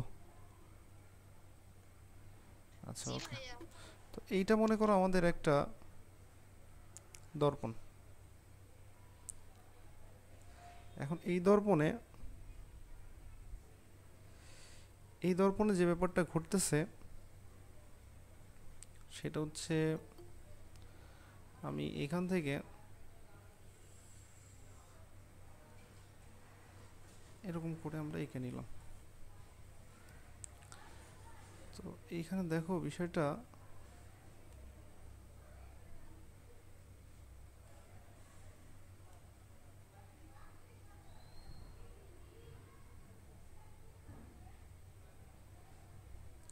আচ্ছা এখানে দেখো আমাদের যে ব্যাপারটা ঘটতেছে সেটা হচ্ছে, এটা হচ্ছে আমাদের মেরু। এখন মাঝখানে আমাদের মনে করো যে এখানে আমাদের আসলে কি থাকে, বক্রতার কেন্দ্র, এর মাঝামাঝিতে থাকে প্রধান ফোকাস। তো এই হচ্ছে আমাদের একটা অবস্থা।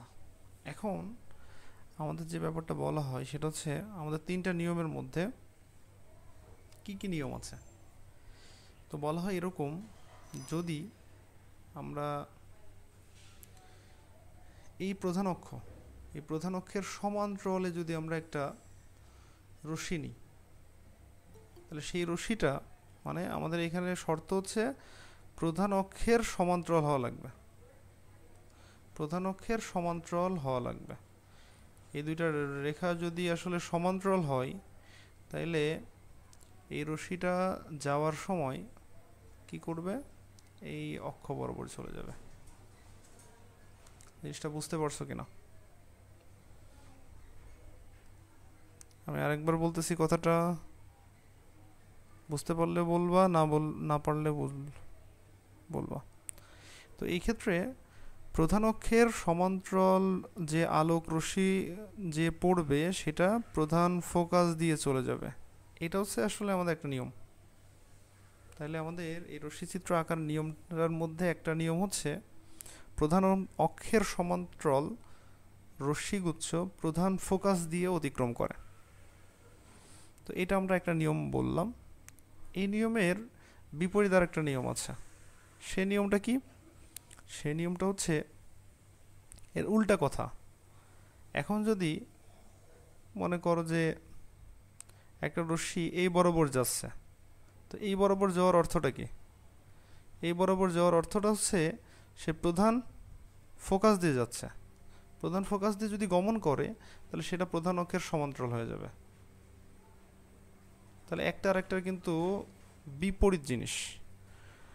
আমি জিনিসটা আরেকবার বলতেছি, প্রধান অক্ষের সমান্তরাল রশ্মিগুচ্ছ প্রতিফলনের পর প্রধান ফোকাস দিয়ে চলে যাবে। আবার প্রধান ফোকাস বরাবর যে রশ্মিটা যাবে সেটা প্রতিফলনের পর সমান্তরাল হয়ে যাবে। তাহলে সমান্তরালে গেলে ফোকাস দিয়ে যাবে, আর ফোকাস দিয়ে গেলে সমান্তরাল হয়ে যাবে। কথাটা বুঝছো কিনা? সবাই কি বুঝছো এটা? আচ্ছা, এবার আমরা আসি, যদি এরকম ঘটনা ঘটে যে এবার আমরা হচ্ছে ফেলবো কোন বরাবর, যদি হচ্ছে আমরা বক্রতার কেন্দ্র বরাবর ফেলি, মানে এই বক্রতার কেন্দ্র বরাবর, তাহলে যে ব্যাপারটা ঘটবে সেটা হচ্ছে এই বরাবর যে রশ্মিটা পড়বে সেটা কিন্তু প্রতিফলনের পরে আবার ওই সেম পথেই ফিরে যাবে। কেন ফিরে যায়? কারণ এর পেছনের ব্যাখ্যা হচ্ছে এইখানে আসলে 90 ডিগ্রি কোণ তৈরি হয়। অনেকে এখানে দ্বিমত পোষণ করতে পারে। অনেকে বলতে পারে ভাইয়া আপনি যে দ্বিমত মানে আপনি যে এখানে 90 ডিগ্রি বলতেছেন এটার ভিত্তি কি? এখানে 90 ডিগ্রি কেমনে তৈরি হয়? এই কথা কিন্তু তৈরি হতে পারে। অনেকে বলতে পারে যে ভাই এখানে তো এটা বাঁকা, তো এর উপরে যদি এসে পড়ে তাহলে এইটা আপনি 90 ডিগ্রি বলতেছেন কোন লজিকে? এটা 90 ডিগ্রি কেমনে করে হয়? আমি তো এইখানে একমত হতে পারলাম না। অনেকে এরকম ধরনের প্রশ্ন কিন্তু করে থাকে। তো এইখানে যে ব্যাপারটা ঘটে সেটা হচ্ছে এখানে এটা 90 ডিগ্রি হওয়ার পেছনে কারণটা হচ্ছে আমাদের এই যে দর্পণটা আমরা নিব, এই দর্পণটা বেশি বাঁকা হলে কিন্তু আমাদের হবে না। দর্পণটা ফ্ল্যাট টাইপেরই হবে, মানে সমতলের মতোই হবে, বাট হালকা একটু বাঁকা হবে। এই বাঁকার ব্যাপারটাও কিন্তু খুবই কম, মানে খুবই কম পরিমাণ বাঁকা হওয়া লাগবে। তুমি যখন চিত্র আঁকাবা, এই চিত্র আঁকানোর সময় কিন্তু এরকম টাইপের নিবা, মানে যাতে হালকা একটু বাঁকা হয়। কারণ কেউ মনে করো যে ওই কম্পাস দিয়ে ধরে এরকম করে ফেলে, এরকম করে আঁকায়। তো এরকম চিত্র আঁকাইলে কিন্তু আসলে এখানে তুমি সঠিকভাবে চিত্রটা আঁকাইতে পারবো না। চিত্র আঁকানোর যে ব্যাপারটা সেটা হচ্ছে এটা একটু ফ্ল্যাট হওয়া লাগবে। মানে আমাদের যে অবতল দর্পণটা সেটা হচ্ছে এত বাঁকা হয় না, বাঁকা হইলে সেখানে চিত্র তুমি ঠিকভাবে মিলাইতেও পারবো না। আমরা যখন চিত্র আঁকাতে যাব তোমরা দেখবা যে এখানে একটু ঝামেলা সৃষ্টি হবে। তো ওইটা যে হচ্ছে বেশি বাঁকা করবে তার বেশি সমস্যা হবে, যে হালকা এরকম রাখবে তার জন্য মিলে যাবে।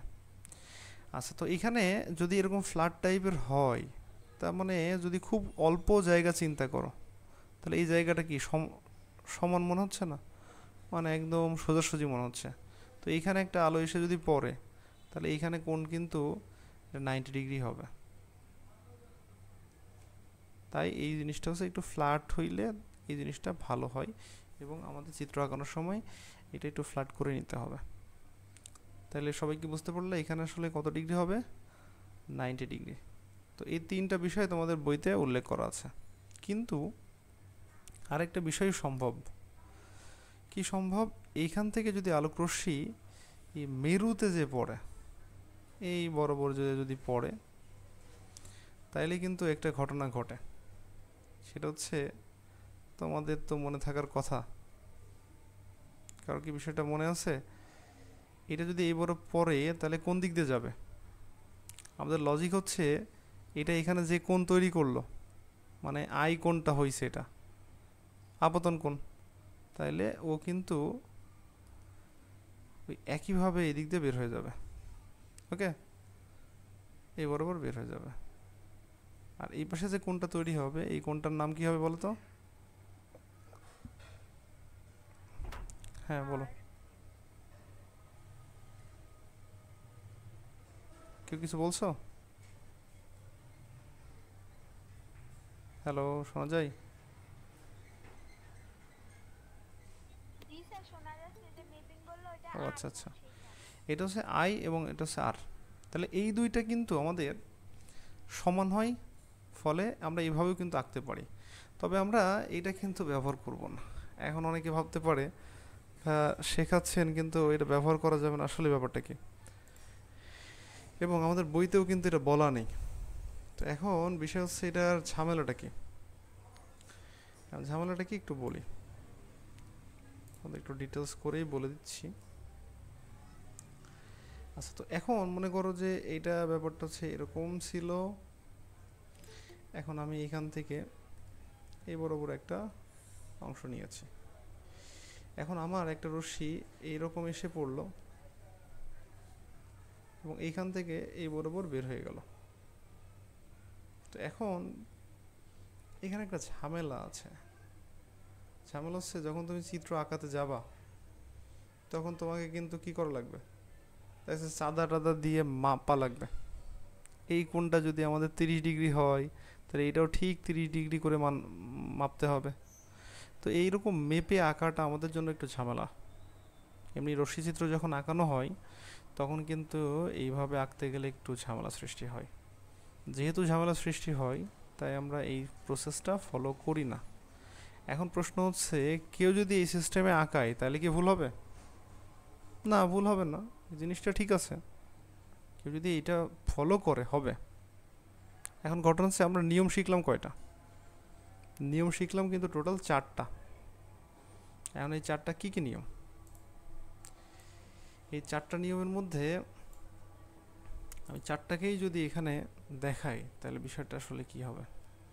আচ্ছা, এটা দেখানোর থেকে আমি স্লাইডে চলে যাই, তাহলে আর বিষয়টা ক্লিয়ার হবে। এই যে এখানে দেখো, আচ্ছা এখানে কিন্তু দুইটা জিনিস একসাথে দেওয়া আছে।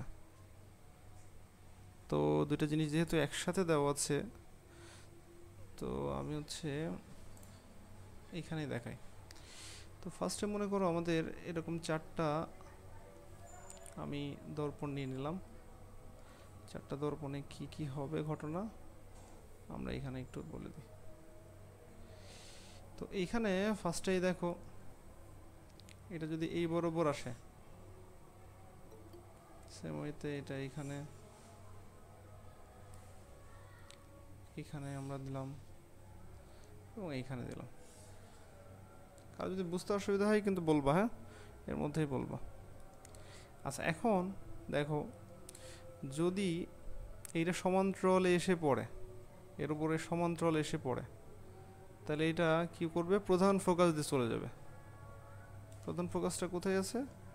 এইখানে সেই প্রধান। প্রধান ফোকাসটা এখানে আছে। তাহলে এই হচ্ছে আমাদের ঘটনা। এখন যদি এমন হয়, মনে করো যে প্রধান ফোকাস দিয়ে যাচ্ছে, মনে করো যে এটা এই বরাবর গেল প্রধান ফোকাস দিয়ে। তো প্রধান ফোকাস দিয়ে যদি যাই, মানে এই বিন্দুটা হচ্ছে প্রধান ফোকাস, প্রধান ফোকাস দিয়ে যদি যাই তাহলে সেটা কি হয়ে যাবে, এর সমান্তরাল হয়ে যাবে, এই সমান্তরাল হয়ে যাবে। চিত্রগুলো কিন্তু অবশ্যই দিকটা খুবই গুরুত্বপূর্ণ। তুমি কোন দিক থেকে আলোকরশ্মি যাচ্ছে এবং কোন দিকে প্রতিফলিত হয়ে চলে যাচ্ছে এই জিনিসটা দেখাতে হবে। এই বরাবর আসলো, এই বরাবর চলে গেল, এইটা যাচ্ছে এই বরাবর, প্রতিফলনের পর কোন কি হলো, এই বরাবর চলে গেল। সেম ওয়েতে এটার ক্ষেত্রে যদি আমি বলি কি ঘটনা ঘটবে, এখানে যদি আমাদের সাপোজ মনে করো এই বিন্দুটা হচ্ছে আমাদের প্রধান ফোকাস, এটা হচ্ছে বক্রতার কেন্দ্র।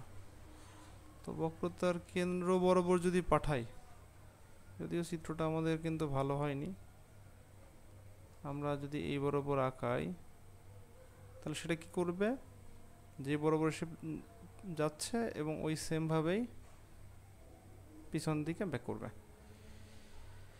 এবার আমরা যদি আরেকটা বলি, যেটা আমাদের বইতে নেই বাট আমরা এখানে দেখলাম, এই বরাবর যদি এসে পড়ে তাহলে সেটা কি হবে, এই বরাবর চলে যাবে এবং এখানে আই এবং আরটা সমান হবে। এই চারটা নিয়ম সবাই কি বুঝতে পারছো কিনা? এই চারটা নিয়মের মধ্যে আমরা লাস্ট নিয়মটা খুব একটা ফলো করব না। কেন ফলো করব না? কারণ হচ্ছে এখানে কোণের একটা ঝামেলা আছে, আর কোণের ঝামেলা হইলে আমাদের একটু সমস্যা সৃষ্টি হবে। আচ্ছা ওকে, তো আমরা এই যে চারটা নিয়ম দেখলাম, এই চারটা নিয়মের, তাহলে নিয়ম হচ্ছে আমাদের টোটাল চারটা, কিন্তু আমাদের ব্যবহার করতে হবে এই চারটার মধ্যে যে কোনো দুইটি। এইটা একটু ভালো করে মাথায় রাখবা। মানে চারটা আমাদের নিয়ম আছে, কিন্তু এর মধ্যে আমরা ব্যবহার করব যে কোনো দুইটা। অর্থাৎ একটা চিত্র আঁকতে হলে অবশ্যই দুইটা রশ্মি দিতেই হবে মিনিমাম। তুমি বেশি নিলেও কিন্তু নিতে পারো, বাট মিনিমাম কন্ডিশন হচ্ছে তোমাকে দুইটা রশ্মি নিতেই হবে। দুইটা রশ্মি ছাড়া তুমি হচ্ছে চিত্র আঁকাতে পারবো না। এখন প্রশ্ন হতে পারে, ভাই এখানে আপনি তো শুধু একটা রশ্মি দিয়ে দিয়ে দেখাইছেন, কি এইখান থেকে একটা রশ্মি গেছে, এইটা একটা রশ্মি গেছে, এইটা একটা রশ্মি আসছে, এইখানেও একটা রশ্মি আসছে। আসলে বিষয় হচ্ছে এই চারটাই তো নিয়ম। এই চারটার মধ্যে আমি এইটা ইউজ করতে পারি, অথবা মনে করো যে এইটা আর এটা ইউজ করতে পারি, অথবা আমি এটা না নিয়ে এই প্রথমটা আর এই তৃতীয়টা নিতে পারি, অথবা আমি প্রথমটা আর লাস্টেরটা নিতে পারি।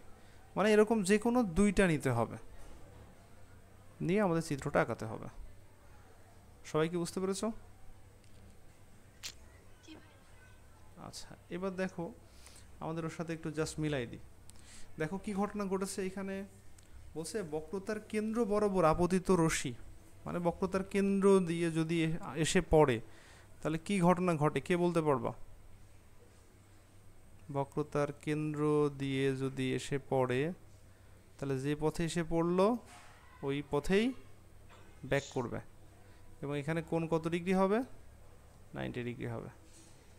এখন যদি তোমাকে প্রশ্ন করে যে বক্রতার কেন্দ্র বরাবর আপতিত রশ্মি আবার ওই পথেই ফিরে আসে কেন?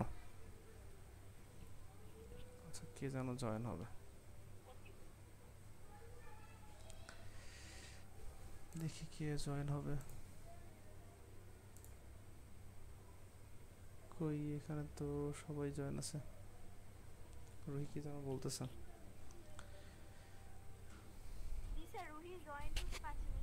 আচ্ছা রুহি আরেকবার দিতে বলো, SMS এ বলো তো, নতুন যে লিংক আছে লিংকে ক্লিক করলে তো জয়েন হতে পারবে। আচ্ছা ওকে,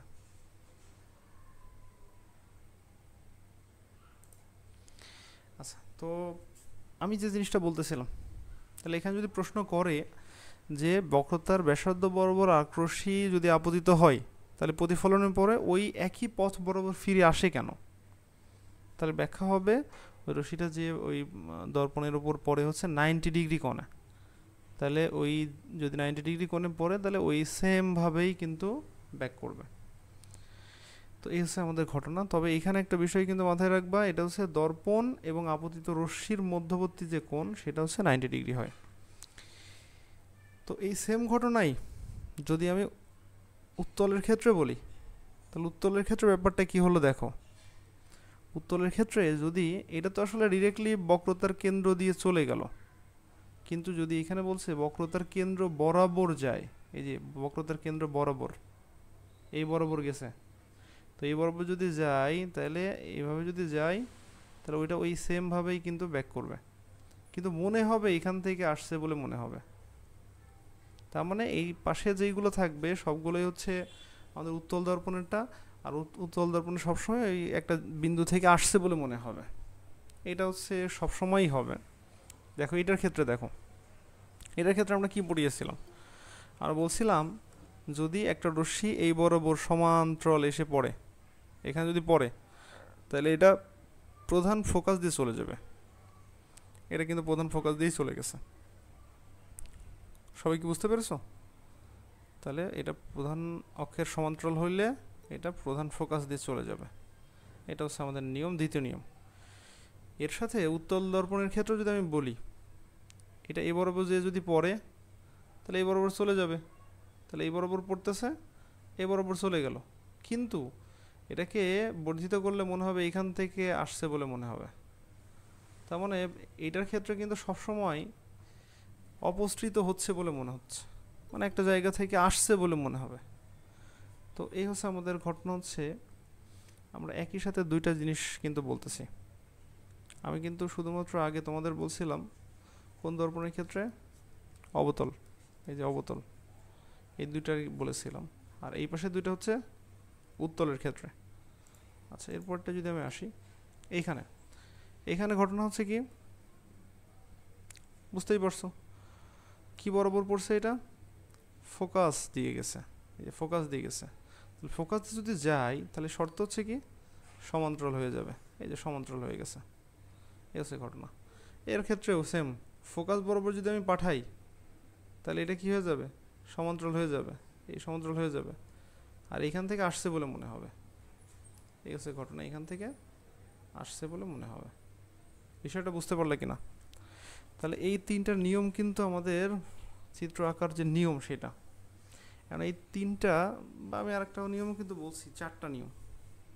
আচ্ছা, এখন প্রশ্ন হচ্ছে ভাইয়া আপনি তো ওইটার ক্ষেত্রে দেখিয়ে দিয়েছিলেন, বাট এটার ক্ষেত্রে কেমন হবে? এটার ক্ষেত্রে যে যদি এরকম হয়, এখানে এসে যদি পড়ে, যত ডিগ্রি কোণে পড়বে এখান থেকে সেম কোণ নিয়ে এদিক দিয়ে বের হয়ে যাবে, এইখানেও আসলে এই দুটো কোণের পরিমাণ সেম হবে। এই নিয়মটা আসলে আমাদের বইতে দেখানো নেই। কথা কি বুঝতে পেরেছো? সবাই এই জিনিসটা বুঝতে পেরেছো কিনা? জি ভাইয়া, বুঝতে পেরেছি। আচ্ছা, ওকে। তো এইখানে আমি কিন্তু একটা চিত্র দিয়ে বোঝানোর চেষ্টা করেছি আসলে কি ঘটনা। তো আমি তারপরে আর একবার বলতেছি, একটু খেয়াল করো সবাই। ফার্স্টেই মনে করো এখান থেকে আমাদের এটা হচ্ছে একটা কি গোলক বা একটা বৃত্ত বলতে পারো। এখন এই বৃত্তের দেখো একদম এই অংশটুকু আমরা কেটে নিয়েছি, এখান থেকে শুরু করে, সরি, এখান থেকে শুরু করে আমরা এই পর্যন্ত কেটে নিয়েছি, এই টোটাল যে আসলে অংশটা ছিল সেই অংশের এই অংশটুকু আমি কেটে নিয়েছি।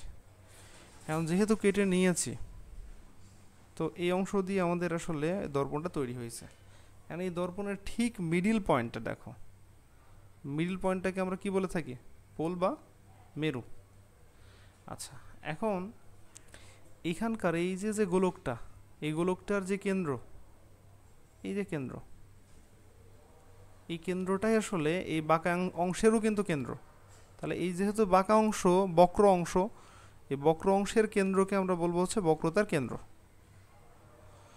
তো এরপরে আমরা এই দুইটা বিন্দু দিয়ে যে রশ্মিটা গমন করতেছে, সেই রশ্মিটাকে আমরা কি বলবো, এটাকে আমরা বলবো হচ্ছে প্রধান অ্যাক্সিস মানে প্রিন্সিপাল অ্যাক্সিস বা প্রধান অক্ষ। আচ্ছা, এবার আমরা যদি এরকম বলি যে এই যে বিন্দুটা আর এই হচ্ছে আমাদের বিন্দুটা, এই দুইটা বিন্দুর যে দূরত্বটা, এই দূরত্বটাকে আমরা বলে থাকি এই যে বক্রতার ব্যাসার্ধ, বক্রতার ব্যাসার্ধ। তো এখন বক্রতার ব্যাসার্ধ বলতেছি। এরপরে এটার ক্ষেত্রে যদি আসি, তো সে ব্যাপারটা হচ্ছে এমন, এটার ক্ষেত্রে প্রধান অক্ষ এই সেমভাবে আমি কিন্তু বলতে পারবো। তার মানে ঘটনা কিন্তু দুইটা ঘুরে ফিরে একই রকম।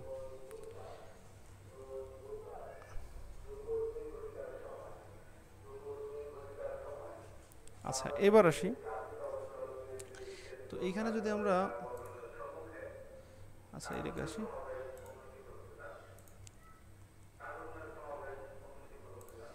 আচ্ছা এখন তোমরা একটু খেয়াল করো, আমরা যে জিনিসটুকু বললাম এইটুকু বুঝতে কারো অসুবিধা আছে কিনা? না ভাইয়া, বুঝতে পেরেছি। আচ্ছা, এখন আমি যদি এদিকে আসি, যে এইখানে যখন তোমাদের চিত্রগুলো যখন বোঝালাম প্রথম দিকে, অনেকে এই জিনিসটা প্রথমে কিন্তু যদি নতুন দেখে থাকো তাহলে অনেকের কিন্তু ঝামেলা মনে হয়েছে যে আসলে কি আঁকাচ্ছে ভাইয়া। তো এই জিনিসটাই যদি আমি এখন তোমাকে আঁকতে বলি, তুমি পারবো না? কেমন করে আঁকবো? তো সেটা যদি আমি এখানে তোমাদেরকে বলি, সাপোজ মনে করো যে এরকম, সরি,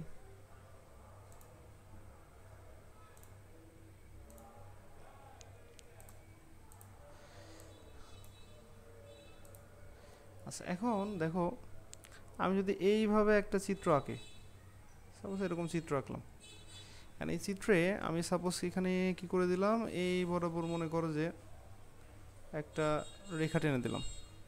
আর এই রেখা টানার পরে এই যে বিন্দুটা, এই বিন্দুটা হচ্ছে আমাদের কি বলতো, এটা মেরু। এইখানে যে আমাদের অংশ থাকবে এটার নাম কি হবে? বক্রতার কেন্দ্র। এইখানে যেটা থাকবে প্রধান ফোকাস। এখন আমি যদি তোমাকে বলি আমার একটা লক্ষ্যবস্তু এইখানে আছে, সাপোজ এইখানে আছে, এইখানে মনে করো আছে, আর এর চিত্রটা আমার আঁকতে হবে। তাহলে এর চিত্রটা আঁকতে হলে আমরা যে নিয়মটা জানি, ওই নিয়মের যে কোনো দুইটা নিয়ম আমরা ব্যবহার করব, যে কোনো দুইটা। আমার যদি মনে হয় আমি এরকম ব্যবহার করব, দেখো সবাই একটু খেয়াল করবো, আমার যদি মনে হয় আমি এখান থেকে এটা নিলাম, ওকে, সমান্তরাল রশ্মি কোন বরাবর যায় মনে আছে? হ্যাঁ, প্রধান ফোকাস বরাবর চলে যাবে, এই বরাবর চলে গেল। তাহলে এইটাকে যদি আমি এইভাবে বলি, এই বরাবর চলে গেল। আচ্ছা, এবার আমি যদি এখান থেকে মনে করো যে আরেকটা রশ্মি নিই, কি দিয়ে নিলাম? আমি তো আরেকটা জিনিস জানি, তো এইখানে দেখো এই বরাবর যদি আমি যাই, এই বরাবর যদি পাঠাই, তাহলে এইখান থেকে আমরা কিন্তু এই বরাবর মনে করে চলে গেছে, ঠিক আছে? তো এখন বিষয়টা হচ্ছে এই বিন্দুতে আমাদের কিন্তু একটা চিত্র তৈরি হবে এই বরাবর। কথা কি বুঝতে পেরেছো? তার মানে আমরা যে নিয়মটা দেখলাম সেটা হচ্ছে, আমাদের প্রথম নিয়মটা ছিল কি, সমান্তরাল রশ্মি যদি হয় ফোকাস দিয়ে চলে গেল, আর যদি ফোকাস দিয়ে যায় তাহলে সমান্তরাল হয়ে যাবে। নিয়ম দুইটা অ্যাপ্লাই করলাম, অ্যাপ্লাই করে এই বিন্দুটা পাইলাম, এই বিন্দুতে আসলে এই চিত্রটা তৈরি হবে, মানে এই যে লক্ষ্যবস্তু এর একটা বিম্ব এখানে তৈরি হবে। তো এই হচ্ছে আমাদের এইখানে যে বিষয়। আচ্ছা, এখন এই ঘটনা বাদেও কিন্তু আমাদের আরেকটা ঘটনা করা যাবে। কি? এখান থেকে যদি আমি এটা একটু মুছে দিই, দেখো এটা আমি বললাম, আর অনেকে বলল যে ভাইয়া আচ্ছা আপনি তো আরেকটা নিয়ম শেখাইছেন, নিয়মটা হচ্ছে এইখান থেকে যদি বক্রতার কেন্দ্র বরাবর পাঠানো যায় তাহলে তো ওটা ওই পথেই ব্যাক করে। হ্যাঁ, তুমি এই নিয়মটাও দাও, এই বরাবর পাঠাইছো, কি করছে, ওইটা ওই বরাবরই ব্যাক করছে, যে বরাবর আসছে ওই বরাবরই ব্যাক করছে। তাহলে এইখানেও কি বিন্দু মিলিত হয়েছে না? তাহলে এইখানে চিত্রটা তৈরি হবে। তো কেউ যদি আগের নিয়মটা আঁকায় আর কেউ যদি এই নিয়মটা আঁকায়, কোনো সমস্যা নেই। আশা করি সবাই বুঝছো। চিত্র জি ভাইয়া বুঝতে পেরেছি। চিত্র আঁকানোর বিষয়টা সবাই ক্লিয়ার? জি ভাইয়া। তাহলে এইটাই হচ্ছে আমাদের যে চিত্র আঁকানোর যে কৌশল সেটা। এখন ওই দুইটা নিয়মের মানে ওই 4টা নিয়মের যে কোনো 2টা নিয়ম তুমি ব্যবহার করলেই হবে। আচ্ছা, আমরা এর পরের অংশে চলে যাই, এইটার ক্ষেত্রে। তো আমরা এটার ক্ষেত্রেও একটু আঁকাবো। তো সেটা কেমন করে আঁকানো যায় একটু খেয়াল করো। তো ফার্স্টে আমি এখানে একটা অবতল দর্পণ নিয়ে নিলাম। অবতল দর্পণটা কেমন হবে? এরকম টাইপের। তো এখন এইখানে আমি এই বরাবর একটা প্রধান অক্ষ নিয়ে নিলাম। এখন এই প্রধান অক্ষের কি থাকবে? এইখানে মনে করো যে আমাদের কেন্দ্র থাকবে, ফোকাসটা থাকবে এখানে, আর এইখানে মনে করো বক্রতার কেন্দ্র থাকবে। এখন ফার্স্টে আমার একটা বস্তু এইখানে আছে, মনে করো যে এরকম একটা বস্তু আছে। এখন এই বস্তুটার ক্ষেত্রে যদি আমি বলি যে এইখান থেকে রশ্মিটা আমাদের যাচ্ছে, তো রশ্মিটা প্রথমে যাবে সমান্তরালভাবে। সমান্তরালভাবে যে রশ্মিটা যাবে সেটা কি ঘটনা ঘটাবে? এখান থেকে এই বরাবর গেল, যাওয়ার পরে সেটা কি করবে? এই বরাবর কিন্তু আমাদের চলে যাবে। এখন এই বরাবর যদি চলে যায় তাহলে বিষয়টা আসলে কি ঘটবে? এটা এখান থেকে আসছে বলে মনে হবে, এখান থেকে আসছে বলে মনে হবে। তো এই হচ্ছে আমাদের একটা নিয়ম। আরেকটা নিয়ম হচ্ছে যদি এটা কি বরাবর পাঠানো যায়, ওই বক্রতার কেন্দ্র বরাবর পাঠানো যায়। মনে করো এই বরাবর পাঠালাম, বক্রতার কেন্দ্র বরাবর পাঠালে ওই পথেই ফিরে আসে। এই বরাবর পাঠালাম, এই বরাবর পাঠালাম, তাহলে কি করবে? এটা ওই পথেই ফিরে আসবে। কারণ এই দুটা এইখানে মিলিত হচ্ছে। ওকে, তো এই যে যে এখানে মিলিত হচ্ছে বলে মনে হচ্ছে, তো ওইখানে আমাদের একটা চিত্র তৈরি হবে। এখন দুইটা চিত্রের মধ্যে কিন্তু পার্থক্য আছে। আমি আগেরটা যেটা দেখালাম এটা কিন্তু ডিরেক্টলি মিলিত হয়েছে, দুইটা রশ্মি মিলিত হয়েছে, তখন এটা হচ্ছে একটা বাস্তব চিত্র তৈরি হবে। কিন্তু এখানে কিন্তু কোনো ডিরেক্টলি রশ্মি মিলিত হয়নি, ওদের মনে হচ্ছে যে এই বড় বড় রশ্মিটা গেছে কিন্তু আসলে তো যায়নি। তার মানে এখানে আসলে যে চিত্রটা তৈরি হয়েছে এটা হচ্ছে অবাস্তব। আশা করি জিনিসটা বুঝতে পেরেছো। তো এখানে আমি আসলে ক্লিয়ার করার চেষ্টা করলাম 3টা জিনিস: সমতল দর্পণে বিম্ব গঠন, এটা একটা, এটা একটা, অবতল দর্পণে বিম্ব গঠন এবং উত্তল দর্পণে বিম্ব গঠন। আচ্ছা ভাইয়া, উত্তল দর্পণে কি কখনো বাস্তব চিত্র তৈরি হয় না? উত্তল দর্পণে আসলে বাস্তব চিত্র তৈরি হয় না। যেমন তুমি উত্তল দর্পণের একটা উদাহরণ দিতে পারি, সেটা হচ্ছে তুমি যখন বাইকের হচ্ছে ওই লুকিং গ্লাসটা দেখবা, মানে সাইড যে গ্লাসটা থাকে, এখন ওই গ্লাসে তুমি তাকাইলে দেখবে তোমার মুখটা পুরাটাই দেখা যায়। এখন প্রশ্ন হচ্ছে আমাদের মুখটা তো ছোট না, কিন্তু ওই আয়নাটা তো ছোট, ছোট আয়নায় কিন্তু বড় একটা জিনিস দেখা যাচ্ছে। তার মানে বড় জিনিসকে সে কি করছে? ছোট করে ফেলছে। যেমন মনে করো সাধারণত বাস বা ট্রাকের আমাদের সাইডে কিন্তু এই উত্তল মানে দর্পণটা ব্যবহার করা হয়। এখন এই দর্পণে কি করে? এই দর্পণ তার পেছনে থাকা যে গাড়িগুলো আছে সেই গাড়িগুলোকে ছোট করে দেখায়। এখন ছোট করে দেখাইলে সুবিধা কি? যদি বড় করে দেখাইতো তাহলে একটা গাড়িতে পুরো আয়না দখল করে নিত, কিন্তু ছোট করে দেখালে অনেকগুলো গাড়ি দেখা যাবে, ফলে ওর সাইডে কোন গাড়ি আছে সেইগুলো ভালো সে বুঝতে পারবে, ভালো দেখতে পাবে। এই জন্য এটা কিন্তু আমাদের এই উত্তল দর্পণ ব্যবহার করা হয়। এই উত্তল দর্পণের এই কাহিনীগুলো আমরা সব দেখব, যে কোথায় কি ব্যবহার করা হয়, কেন এটা ব্যবহার করা হয়, টোটাল বিষয় আমরা ভিজুয়াল চিত্রের মাধ্যমেই কিন্তু দেখব। আচ্ছা, তো আশা করি এই ঘটনাগুলো বুঝতেছো।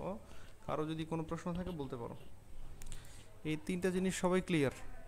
সমতল দর্পণে বিম্ব গঠন, অবতল দর্পণে বিম্ব গঠন এবং উত্তল দর্পণে বিম্ব গঠন কিভাবে হয় বা কিভাবে আঁকতে হয় প্রসেসটা বললাম, কিন্তু এখানে কিন্তু একটা কথা আছে। সমতল দর্পণে আমাদের এই দুটো বিম্বই সম্ভব, এই দুটা আসলে এভাবে আঁকাতে হয়, কিন্তু অবতল দর্পণে কিন্তু অনেকগুলো চিত্র হতে পারে। অবতল দর্পণে এক এক অবস্থানের জন্য এক এক রকম চিত্র তৈরি হয়, এই জন্য আমাদের ভিন্ন ভিন্ন চিত্র আঁকা লাগবে। প্রায় 6 ধরনের চিত্র আছে, তো আমরা সেইগুলো একটা একটা করে আঁকবো, সমস্যা নেই। কিন্তু এরপরে যেটা আছে উত্তল দর্পণে বিম্ব গঠন, এই উত্তল দর্পণে বিম্ব গঠনটা কিন্তু আসলে এখানে একটাই হয়। তুমি যদিও এখানে বড় চিত্র আঁকাও অথবা ছোট চিত্র আঁকাও, যাই বলো না কেন একই রকমই হবে সবসময়, এটা যা হবে ওর থেকে এটা ছোট হবে। এই হচ্ছে আমাদের ঘটনা। তো এই ঘটনাটুকু সবাই আশা করি বুঝছো, কার বুঝতে অসুবিধা আছে? অসুবিধা থাকলে বলো। জি ভাই, আচ্ছা, বুঝতে ওকে। পেরেছি। এখন আমরা এর পরেই আসি। আমাদের পরে আসলে আরও কয়েকটা ঘটনা ছিল, আমি আজকে আর এই ঘটনাগুলো দেখাচ্ছি না।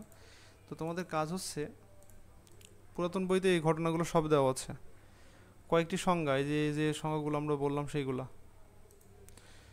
এই যে সংজ্ঞাগুলা, সংজ্ঞাগুলো ভালো করে পড়ে ফেলবা সবাই। সেকেন্ড কাজ হচ্ছে এই গলীয় মানে দর্পণে রশ্মিচিত্র আঁকার যে নিয়ম, তিনটা যে নিয়ম আছে সেই তিনটা নিয়মও পড়ে ফেলবা।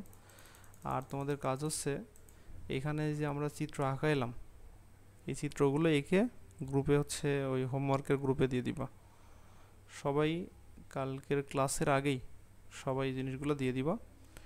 আমরা আশা করছি আমাদের এই অধ্যায়ের ওপর আর 2টা ক্লাস হইলে মোটামুটি এটা শেষ হয়ে যাবে। তো আরেকটা ক্লাসে আমরা দেখাবো হচ্ছে এই চিত্রেরই, এই যে আমাদের অবতল দর্পণে যত চিত্র হইতে পারে সেইগুলো আমরা দেখাবো, এবং সাথে আমাদের এই যে এখানে কিছু প্রশ্ন আছে, সমতল দর্পণে কিছু ঘটনা আমাদের ঘটে, সেই ঘটনাগুলো আমরা একটু দেখব, সেই ঘটনাগুলো আমরা এখানে দেখব। এবং এই 3 ধরনের দর্পণ কোথায় কোথায় ব্যবহার করা হয়, কেমনে কি হয়, সেটা নিয়ে আমরা একদিন ক্লাস নিব। তো এই হইলে আমাদের মোটামুটি এখানে শেষ হয়ে যাবে। তাহলে 2টা ক্লাস, একটা হচ্ছে অবতল দর্পণের ঘটনাবলী আমরা বলবো, আর একটা হচ্ছে বাকি যে জিনিসগুলো আছে সেগুলো ডিটেলসে আমরা দিয়ে শেষ করে দিব আপাতত। তো এই হচ্ছে আমাদের মোটামুটি ঘটনা। তো আমরা আজকে এই পর্যন্তই রাখতেছি। তো তোমাদের হচ্ছে বায়োলজি যে পরের 2 পৃষ্ঠা পড়া থাকবে, তার মানে হচ্ছে 72 এবং 73 পৃষ্ঠা। আর আমরা এখানে যা পড়াইলাম সেটা পড়বা, এবং অবশ্যই এটা পড়তে হবে কোথা থেকে এটা তো জানো, পুরাতন ওখান থেকে পড়লে পরে সবচেয়ে বেস্ট হয়।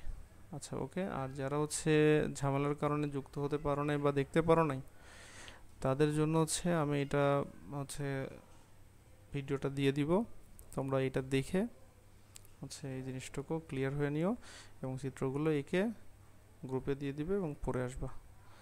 ওকে, আপাতত আমরা এখানেই শেষ করে দিচ্ছি। কারো কোনো প্রশ্ন থাকলে বলতে পারো।